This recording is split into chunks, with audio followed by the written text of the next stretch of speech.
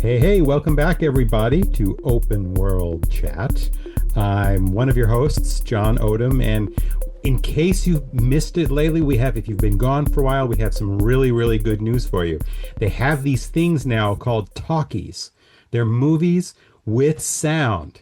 So we've moved into the era here where sound can make a movie or break a movie, and we want to spend some time talking about what you hear instead of just what you see. And this is also a special episode because, unlike other episodes, with a couple exceptions, we actually have a guest.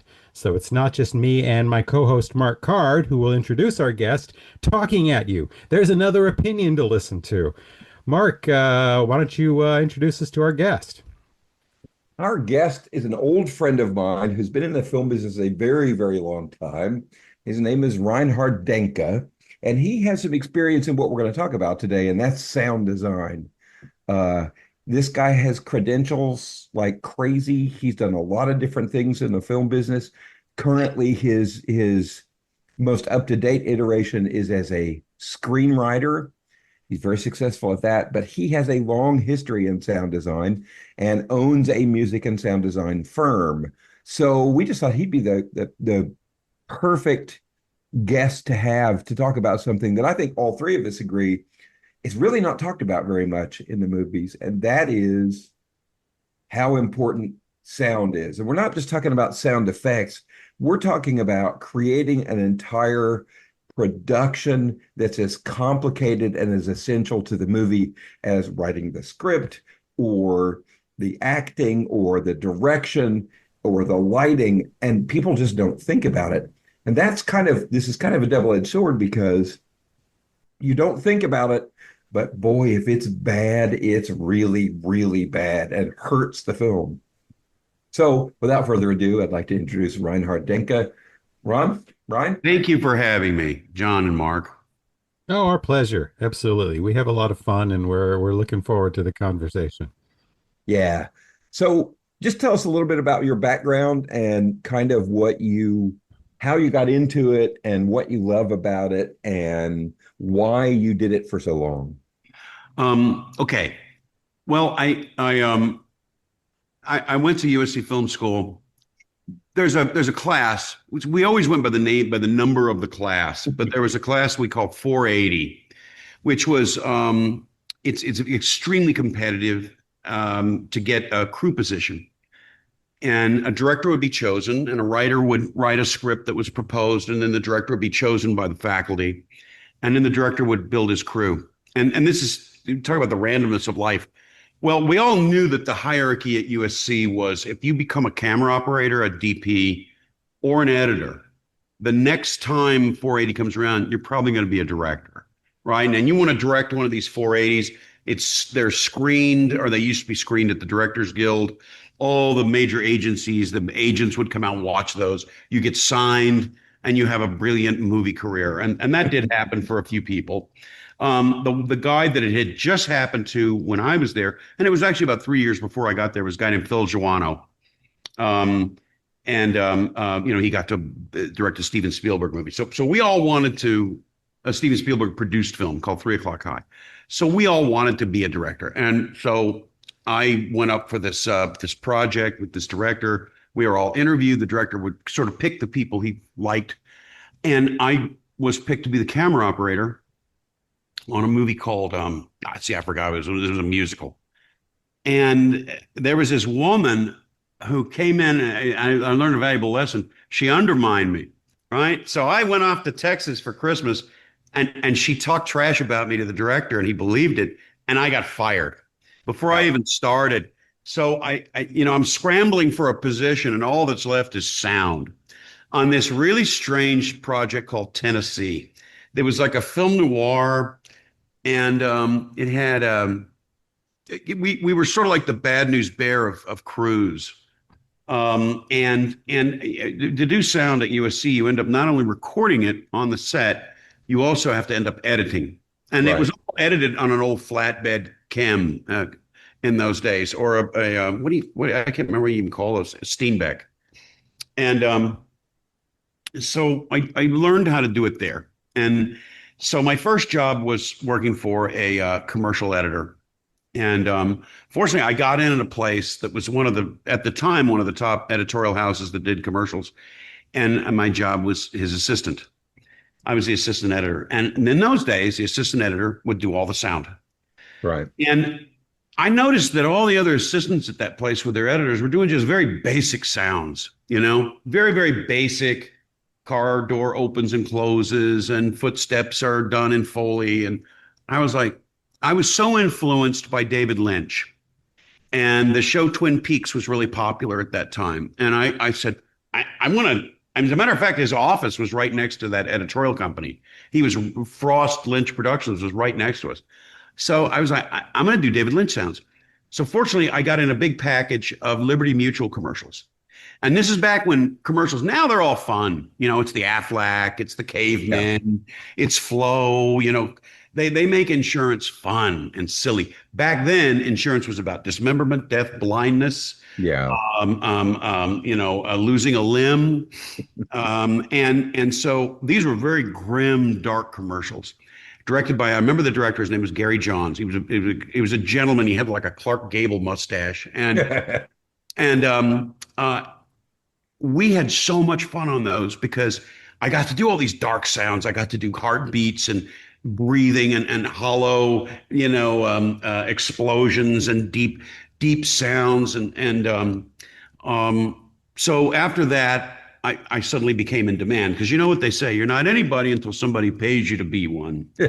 And so I suddenly became a sound designer, and all these clients would come in because they liked that stuff that I was doing. And then I got a job. I left the editorial company to work at a company that just did sound design and music. And he's still one of my best friends. His name's Stephen Dewey. And the company was called Machine Head.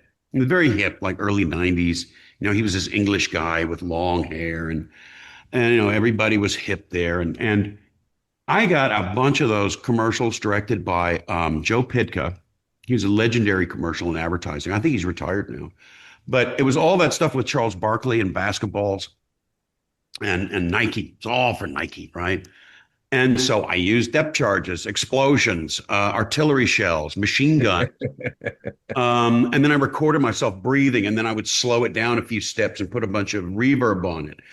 And that sort of set the template in the early 90s. I think it was me and Steven and a couple of other guys that kind of that 90s sound that you had in commercials. Same thing with cars. The car commercials I did, I always put the sounds of, actually, if you think back, we're dating ourselves here, to the Batman TV show. When the Batmobile started, that's a German V2 rocket, is that sound. So, and then you mix that with a helicopter starting up, because when helicopters start up, they go like that, and they put a V2 rocket in it. So I did that in car commercials, and then I started winning awards, and then I started my own sound design company, and eventually, there's only so much sound design out there, so we had to bring in some really brilliant composers. And now, unfortunately, in commercials, sound design has gone back to the assistant editor doing it, and it's not really a thing like it was years and years ago. And I kind of knew it had an expiration date, and I'd be like, I don't know that they're going to keep doing this for long. I mean, I think we quit fooling people around 2005. Well, and you point out something really interesting is that sounds you hear in movies and TV, they're not the things that those items make, that they're not the sounds those items make. The Foley stuff just sounds like I could just do that 24/7 and be a happy man, paycheck. That sounds and people really don't understand this. And when we came to visit you in the 90s, you took us to the studio and you showed me all these reels of stuff that you had done. And the one that I remember was you did I don't remember if it was a Lexus or Infiniti, but it was one of the luxury Japanese car brands.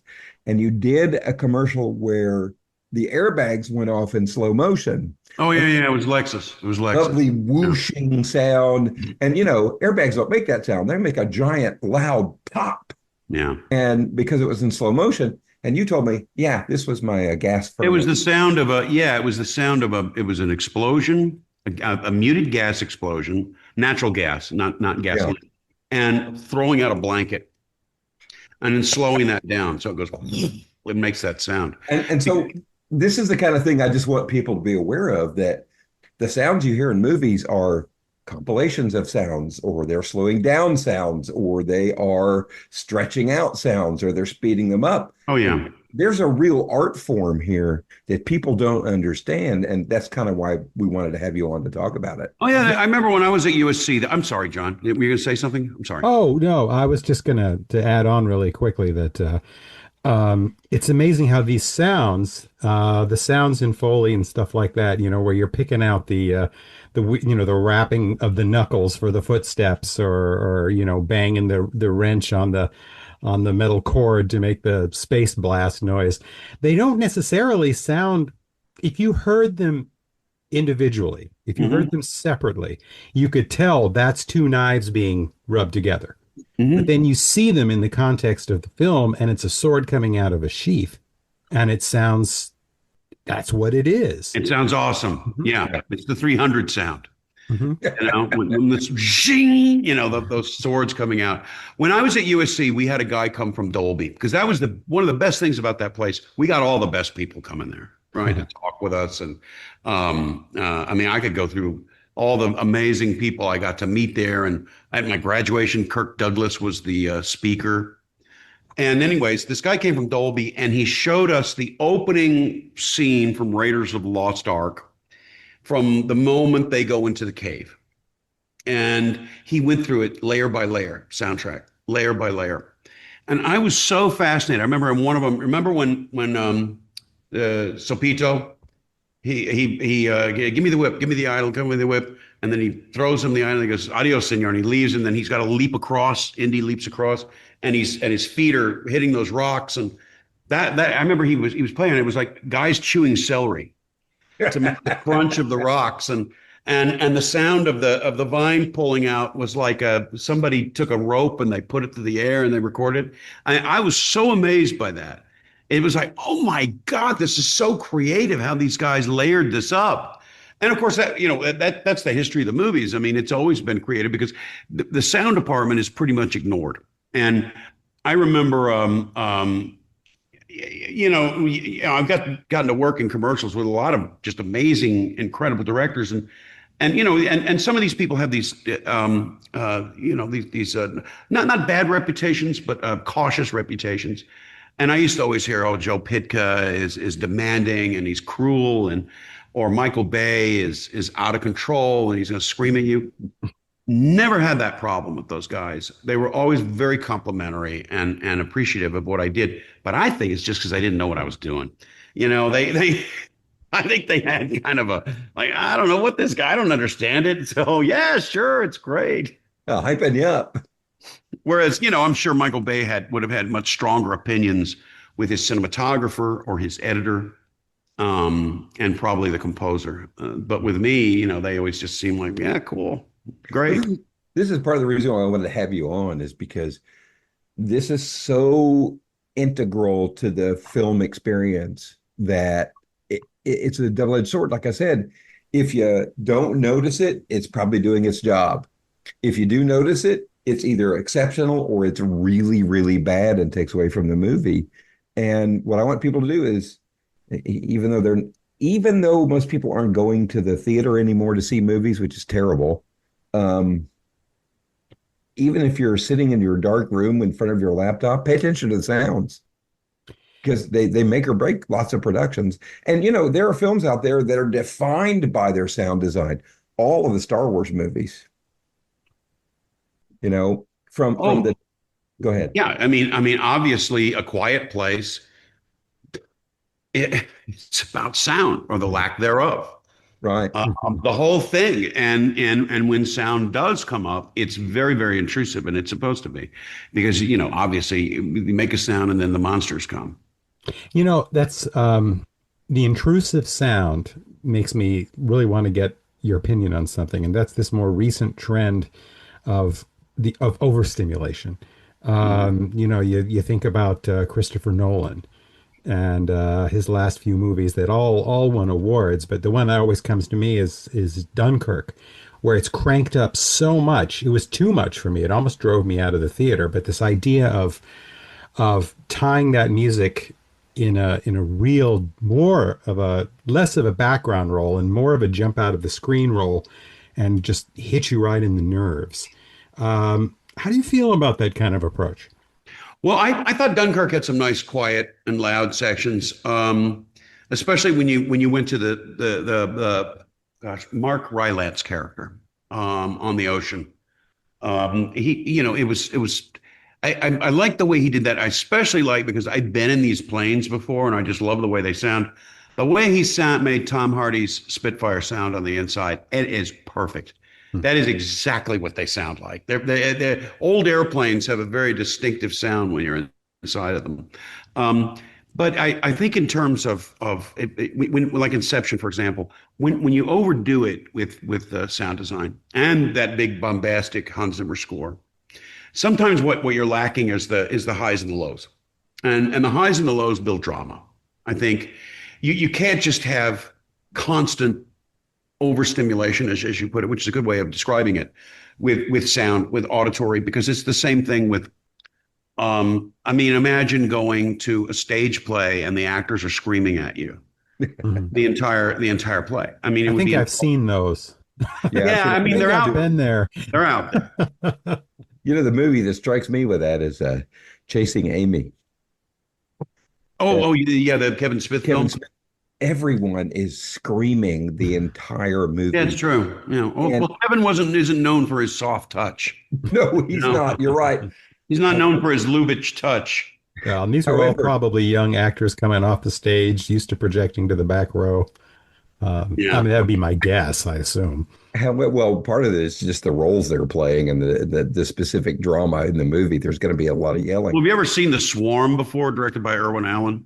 Oh, long time ago. Yeah. Okay, Michael Caine, the direction that Irwin Allen must have given him, he probably said, Michael, just scream every line. Scream every single line. Because swear to God, that was a 70s thing. It was 78. And he was like, don't you know there's about to be a swarm of bees that are going to overcome this entire station throughout. That's all he does is Michael Caine screaming. And that should be the subtitle of the movie. The Swarm, a.k.a. Michael Caine screaming. I feel like everybody through the 70s was screaming at me. Well, especially on TV. But I felt really yelled at a lot in 70s movies. Well, not in Taxi Driver. He's Travis Bickle's pretty quiet. Oh yeah. Even when he's on a killing spree, he's pretty quiet. Yeah, he doesn't say much. He just kills everybody in that building except for Iris. Hey, lets the pistol do the talking for him. The only real talking he does is when he's talking to the pimp. That's true in the beginning. And the only conversation he really tries to have, he tries to talk with Betsy.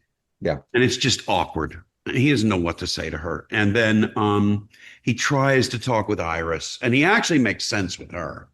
But the conversation between him and the Peter Boyle character was where he's trying to say, I'm having these bad thoughts. And it is the most wonderfully written scene because you have these two amazing actors, and Peter Boyle makes no sense at all when he tries to say, a guy gets sick and a guy gets better. And, I don't know my own cab. And why? I guess that's my lot in life. And then his only advice is enjoy your youth. Don't think so much, but we talk about 70s films. That was kind of Taxi Driver is a more quiet 70s film. And I would also argue there are moments in Godfather 2 that are very, very quiet. I have always admired when you look at the first part of Al Pacino's career, there was a stillness and an intensity that he played in his characters up until Tony Montana in Scarface. And then since Tony Montana, or really since Sea of Love in 1989, he plays this guy that yells a lot. And is either really, really loud or really, really quiet. But there was this intensity with his roles. Speaking of great sound design, man, I'll tell you the movie that probably pushed the envelope with sound design at that time, other than the conversation, is conversation with what Walter, God, I hate getting it, Walter Murch did. And I know him. I've met him. But what Walter Murch did in that is just so incredible. But in Apocalypse Now, there are some scenes in that, especially when they get out of the boat. Yeah. Remember when Jeff and they're going to find papayas and the lion comes Yep. or the tiger? That is one of the most intense scenes because all you hear are insects. Yep. And their footsteps. And then, of course, when that tiger jumps out, you jump out of your seat because you don't see it coming. Right. And the whole movie's like that. There are tiny little intimate moments, and then there's chaos. Oh gosh, when Clean gets killed. Yep. And the tape recorder, his mom is playing that message and saying, "We miss you, we love you." Keeps rolling. And they just keep and then all you hear is the water and the mom's voice. And then the Timothy Bottoms character, Lance, freaking out because he's high on LSD.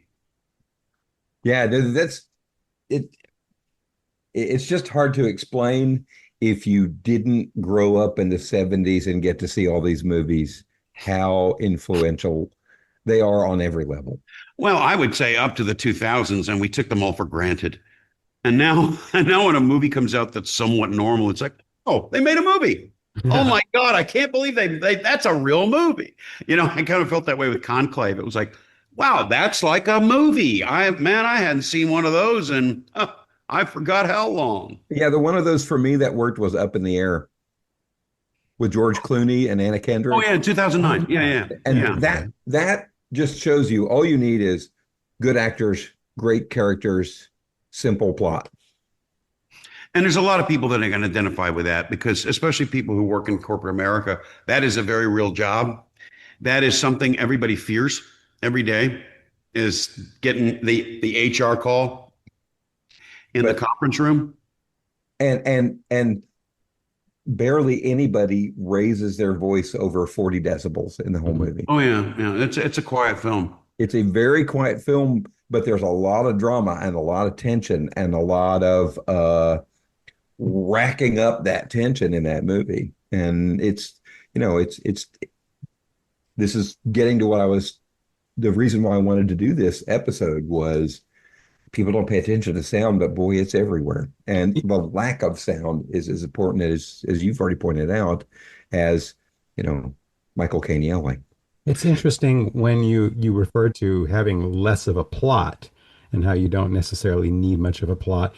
These movies that you can dial back that plot if those things, I don't want to call them peripherals because sound is front and center anyways, but how it puts that much more pressure on the other aspects of the film, the sound, the acting. And, I think of a movie like, you made me think of Fury Road. Oh yeah. Fantastic sound design, by the way. Yeah, well, and I mean, the sound has to really step up because the movie, which I adore, has virtually no plot. It's a car chase. Yeah, that's it's just the whole thing.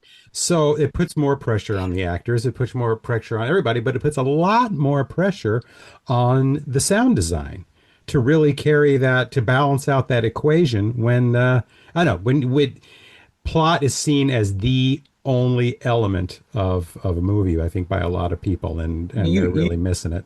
You mentioned that. The movie that came into my brain when you said that, it's just a car chase. It's Vanishing Point. Oh, from 1970. Yeah. Man, that's one of my favorite movies of all time. Yeah, Richard Strathian directed that. That is all it is a chase across America, and it was kind of in a whole category of films from Easy Rider. Yep. That one, Two Lane Blacktop. Mm-hmm. There's this category of films in the early 70s, which Quentin Tarantino is very, very he's very appreciative of, and in many ways, Death Proof is one of those kind of films. Those long, and they're always in the American West. You can't really have that genre of film, like even Electric Light and Blue, which is a little later at 73. Thing with Robert Blake. Yeah. Motorcycle cop in Arizona. I mean, these films are chasing, it's that I say you call it that genre, it's just a chase. I'll tell you a movie I would recommend for everybody. And I know we're getting off the topic of sound, and we should Ah, it's all good. All rein it topics are good. in. But there's an early 70s movie that everyone I introduce it to says, this is one of the greatest movies ever. How did I not know about this? It's a movie from 1973 called Charlie Barrick. And it's directed by Don Siegel, who directed Dirty Harry, Invasion of the Body Snatchers, Coogan's Bluff. And it takes place in New Mexico. And it's got Walter Matthau, Andy Robinson, Joe Don Baker, John Vernon. It is one of the most clever bank robbery gone wrong films Mhm. I have ever seen. And Walter Matthau does not play, he's not a comedy lead. My dad took me to see it at the theater because he thought it would be a comedy. All right. Because he assumed, The Odd Couple, it's Oscar Madison. But instead it was I'm almost, you might say, a modern Western mixed with a desert noir. Mhm. And I guarantee you, if you see it, you'll be very, very happy. Don Siegel really captures the American West well, because it takes place between Nevada and New Mexico. Yeah, I'm going to check it out. Hey, it took me 3 times to finally figure it out at the Mhm. end, because all the pieces are so carefully put together throughout the film. And Charlie, the Walter Matthau character, is so incredibly intelligent, because he's accidentally made a terrible mistake in the beginning, and he rectifies it by the end and survives. Yeah, And it's Joe Don Baker at his menacing, scary best. He just passed away a couple of weeks Yeah. ago. Oh, I did not know that. yeah.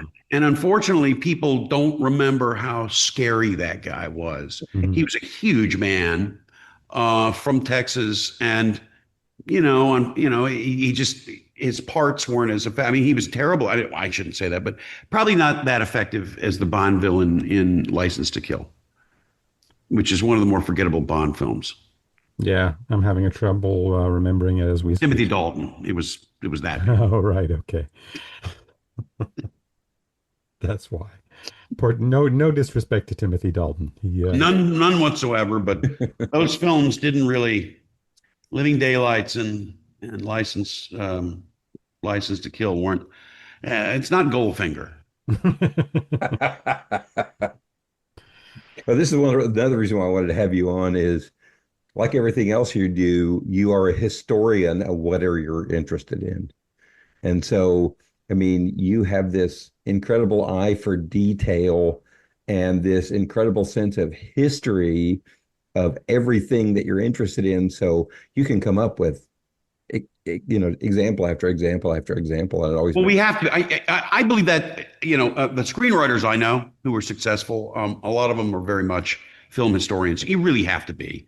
You have to understand what you're part of, and you have to understand this amazing thing that we are lucky enough to be paid to do.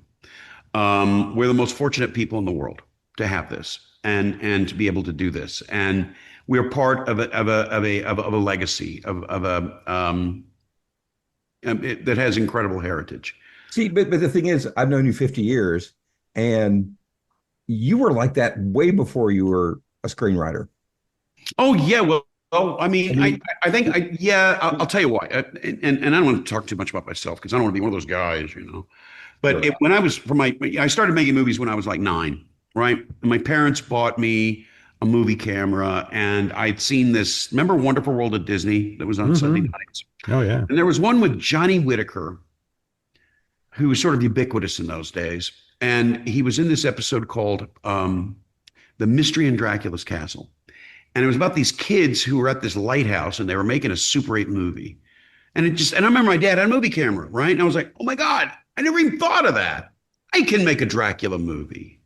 And so my parents bought me this movie camera at a fire sale. And I used to go to my grandparents who were farm people. And so, there's all these barns and old houses and a lot of old clothes, from the late 19th century. And I'd dress everybody up to be vampires or whatever. And we'd make these movies. And my parents bought me this book called An Illustrated History of the Horror Film by a guy named Dennis Gifford. And he really goes into, it starts with Georges Méliès. And it went all the way, at the time, the book was 74. So it went all the way up to Hammer. And then it stopped. because the whole new generation of horror films really get going after 74, if you think about it, because there was sort of a dead period there, right? And then we go into Halloween, Shining, um, um, um, uh, uh, what's the one at the lake with Friday the Jason? 13th. Friday the 13th. Yeah, there we go. And then from there, you go on to Nightmare on Elm Street and all that great stuff.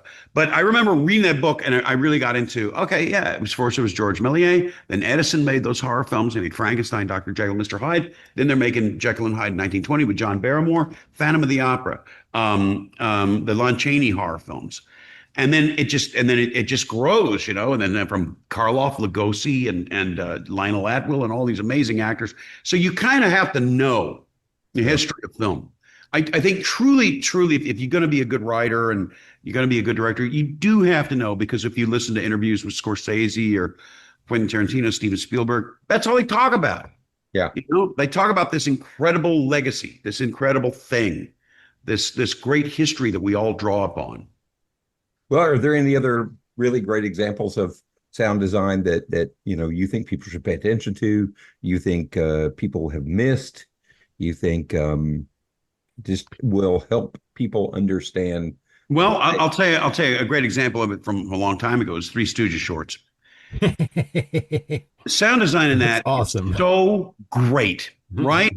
And it creates, all the sounds, like the plucking of the strings for poking in the eyes, and when Curly gets hit in the stomach, it's a bass drum, and we now, it's so funny. And they created a whole language, those sound guys at Columbia in the 1930s, 40s, and 50s, to Three Stooges shorts. And if you think about that now, it's just part of popular. When you hear those sounds, you know exactly what it is. And it's embedded in films for decades afterwards. For decades. All of that. You're right. They create this language that now anybody who's seen any film gets. Yeah. Yeah, that to me is an incredible sound design. I would also argue other incredible sound design. We covered Apocalypse Now, Jurassic Park, the sounds of the dinosaurs.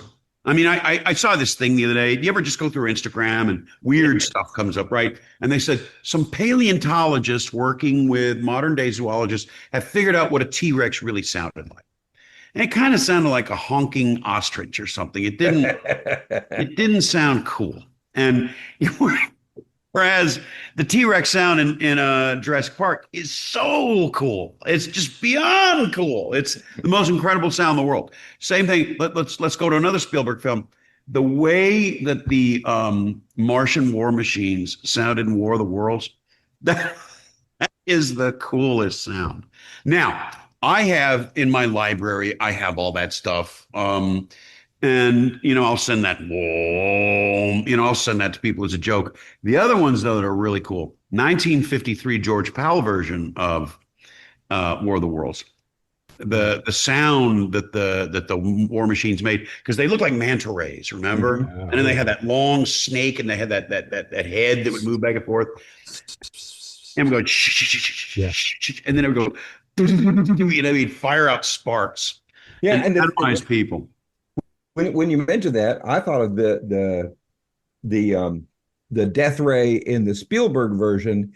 It sounded like they were ripping cloth when it hit a human. Yeah, it was a high pitch. It was a ripping sound, and at the same time, it almost sounded like just like electricity. Because when people get hit, they would just explode in a puff of ash and clothing. But it just seemed to me like that bolt from that ray is just ripping through the air, and that was really effective sound for me. There was also a low intensity hum to it. It had a very low intensity hum.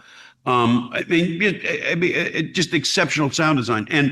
And I got to tell you, sometimes in films, like, of course, David Lynch movies, especially Elvin Man, Eraserhead, Blue Velvet, incredible sound design. It's sound design that it creates the texture of the film. And as a sound designer, let me just tell you something technical that I like to do when I was doing commercials, because I only did 2 or 3 movies. I didn't do that many films because we were really set up for commercials at our studio. But I always would make sure that I listened to the composer first if I could, if I heard the music track, because sound is like anything else. It's in a key. I can't clash with the music. Music, especially in commercials, because we're selling things. Yeah. Even in like insurance companies, death. Well, the old ones. Music does take precedence. So I would try to tailor my sounds so they worked hand in glove with the music, as opposed to stepping all over the music. And I know some singers that do that. This is great because I never considered that. You have to, yeah, you have to work within the key. Unfortunately, I'm trained in music, so I go, okay, yeah, he's an A. All right, let me just, he's an A right here, and he's going to go to D minor a few seconds here from. So I need to tailor my sounds so they don't clash too much. Yeah. And that's something that somebody who's aware of sound design can now look for next time they go to the movies, if they're musically aware enough. And I mean, that's not something that any average film goer would pay attention to. But now, and the reason why I wanted to do this is they will. Well, listen to Ben Burtt, the way he compliments John Williams' music in Star Wars movies. His sounds do not clash. Okay, everything works as part of a texture in that soundtrack, and the way that those sounds are layered. Again, talking about Three Stooges creating a whole language that we know about. Star Wars is the same way. Yeah, Star Wars definitely lightsaber, Darth Vader breathing. The Three Stooges, though, you really brought that into my mind, and I never thought about it. The Three Stooges language of sounds that you're talking about, it blurs the line between the diagenic and the non-diagenic too. It's like, is that what it's sounding like to them, or is that just for my benefit? What is that? those are supposed to be pretty solid lines, right? Yeah, that's right. Because it's only in their world that sounds exist. Like when I was a kid, for example, there's a Three Stooges episode. I'm sorry. I said diagenic. I meant diegetic. Anyway. Yeah, diegetic. Yes, exactly. Okay, there was an episode with Shemp. Okay, I love Shemp. There was a Shemp where he had these bellows, and they were and he was in a blacksmith shop, and the bellows went. Yep. And I thought bellows made that sound. So the first time I went and saw bellows, and they just make a clicky sound. They don't even make a cool sound. But only in the world of the Three Stooges would never occurred to me to give them those props. Right. That's really how much it's embedded in the culture. Well, and also another thing that an old-time sound editor taught me years ago is that airplanes don't make a squealing tire sound when they land. They just bump, right? You don't want a squealing tire sound. That's not good. Oh, God. How about the sound of punches? Huh? Oh, yeah. They never sound. The only time in like real life you hear punches is when someone gets slapped. A big open-handed slap. But in movies, they're so meaty and powerful. Oh, yeah. So when I Spielberg. Oh, yeah.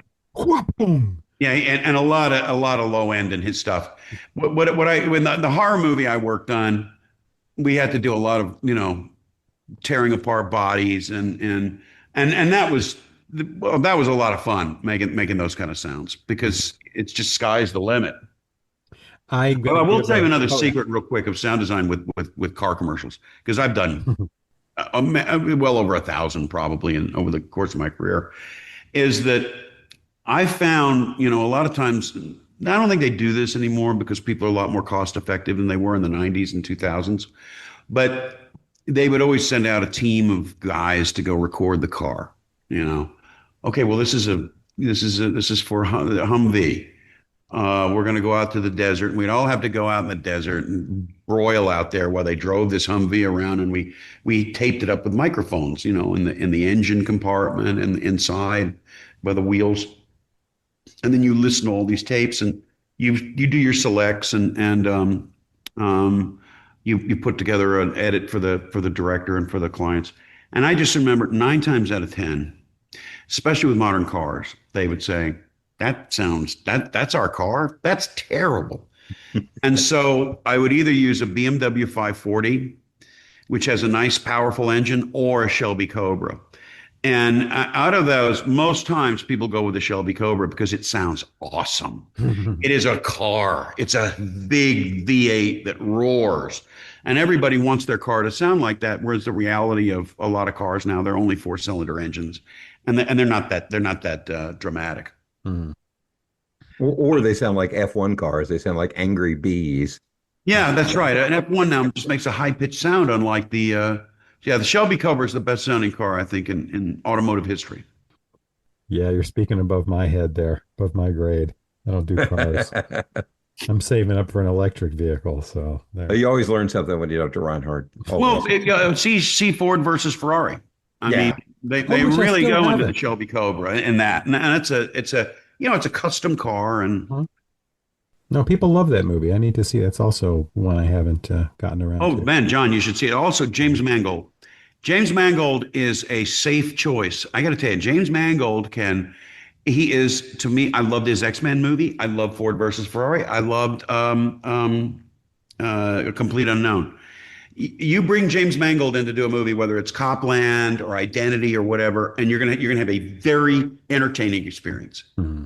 He really knows how to make a fun, dramatic story with characters, and he works well with big celebrity actors. I didn't remember that he was the one who did Copland. That's one of my sleeper favorite movies out Oh there. yeah, And I love that movie. Yeah. yeah. Well, Well, listen, oh yeah, we go ahead. really appreciate your time. And man, this has been great fun. Oh, I'm glad. I enjoyed it, and I hope that I hope that somebody gets something out of movies, sound, and maybe we'll check out Charlie Varick. And because unfortunately now with commercials, I don't hear a lot of sound design anymore like I used to. But with movies, it's still a big thing. Obviously, the Mission Impossible movie just now it's beyond belief how great it is. Mhm. And right now, Hollywood's a little lost, I think, because a lot of tumultuous changes have occurred since 2019. Or when did they make us fire our agents? Yeah, it was 2019 when the Guild made us fire our agents. And from there, it's just been a period of chaos. Yeah, it's interesting when I talked to my son's in film school, and I told him I was going to talk to you, and he said he doesn't live in Vermont, does he? I'm up in Vermont. He says because Vermont has destroyed the film industry. He says ever since COVID, you got all these people moving out, paying $1 million for $100,000 houses, and now they realize they can do all their work by Zoom. So now they're not meeting new people. They're only talking to the people they know. Yeah. There's no such thing as an elevator pitch anymore. It's all closed up, and that's part of when you talk about the changes that leaped to mind too.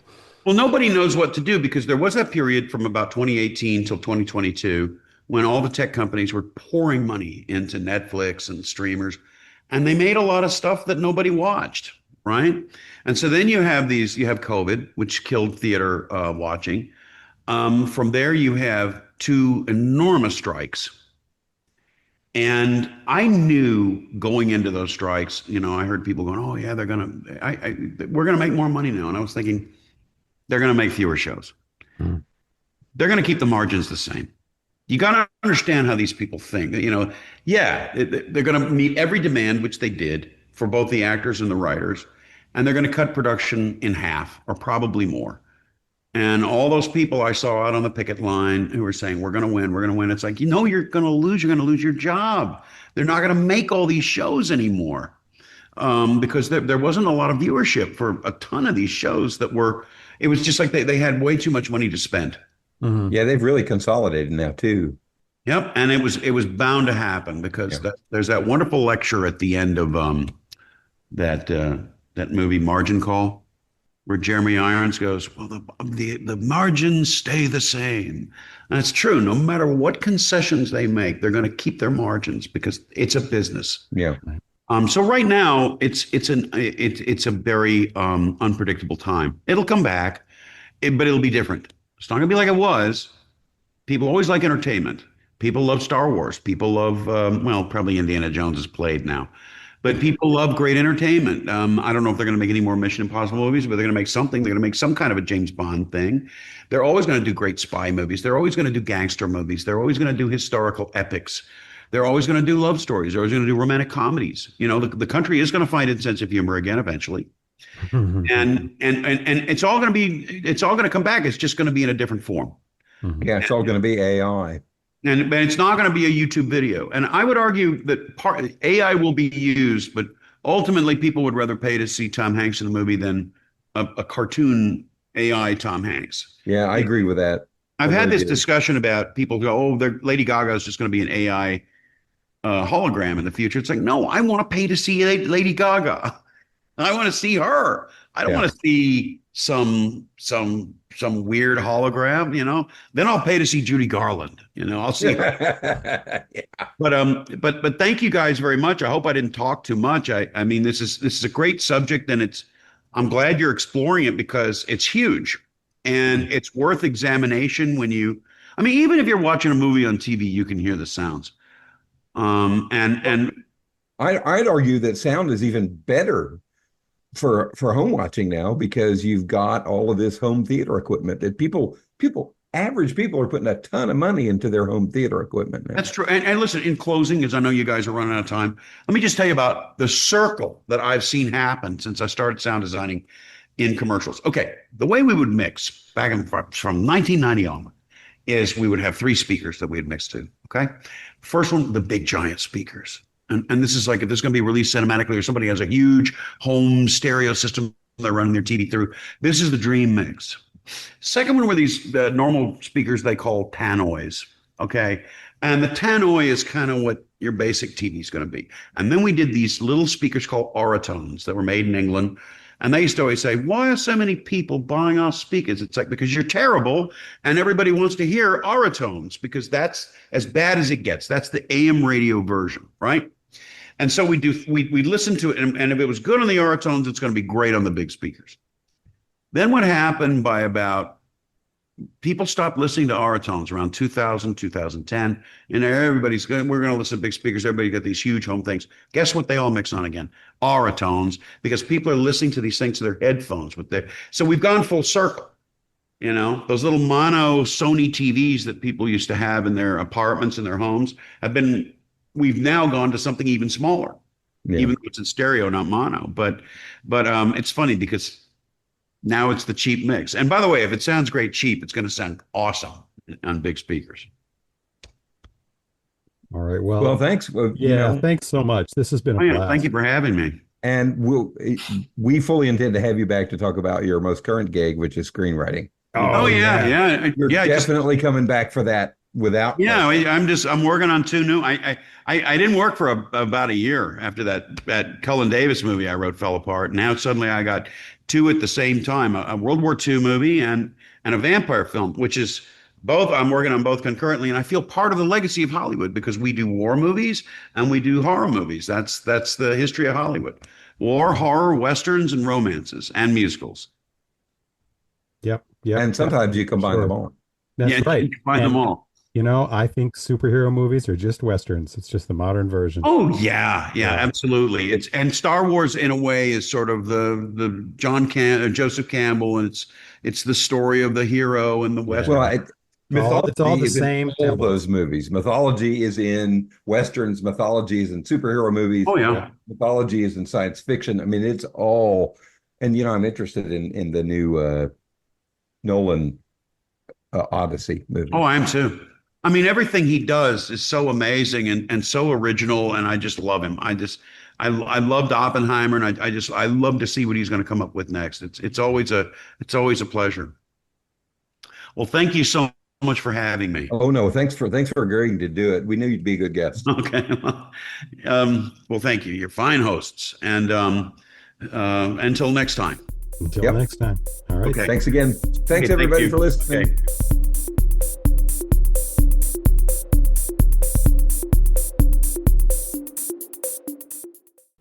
Our theme music is by Christopher Piatek.